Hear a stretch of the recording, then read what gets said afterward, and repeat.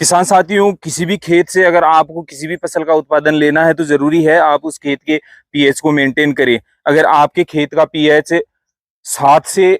कम है तो उसको बढ़ाने के लिए आप खेत में चूना डाल सकते हैं, या आपका पीएच 7 से ज्यादा है तो उसको कम करने के लिए जिप्सम डाल सकते हैं। इन दोनों तरीकों से आप खेत के पीएच को मेंटेन कर सकते हैं। लगभग 7 के आसपास अगर आपके खेत का पीएच है तो वो एक आदर्श स्थिति में है, और उस स्थिति में अगर आप किसी भी प्रकार की फसल लगाते हैं और उसमें किसी भी प्रकार के न्यूट्रिशंस वगैरह डालते हैं तो आपका जो पौधा है पूर्ण रूप से उन न्यूट्रिशंस को, पोषक तत्वों को लेगा और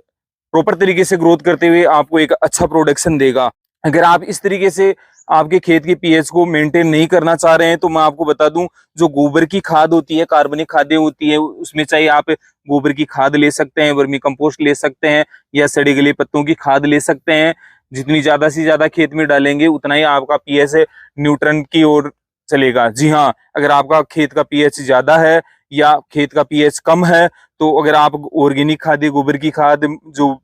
मुर्गी की बीट होती है या वर्मी कंपोस्ट होता है, खेत में पर्याप्त मात्रा में डाल रहे हैं तो आपका पीएच 7 की ओर अग्रसर होगा, और आप बिना किसी केमिकल के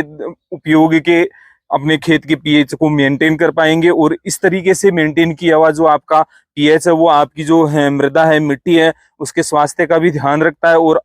आपका खेत उपजाऊ रहता है, लंबे समय तक आपको एक अच्छा प्रोडक्शन देता है। तो हमेशा ध्यान रखें अपने खेत के पीएच को मेंटेन कर रखे, और मेंटेन करने के लिए जितना अधिक हो सके गोबर की खाद को उपयोग में ले। अगर किन्हीं परिस्थितियों के कारण आपके खेत का जो पीएच इम्बेलेंस हो रहा है तो उस स्थिति में आप चूना या जिप्सम को काम में लेकर भी इसको मेंटेन कर सकते हैं।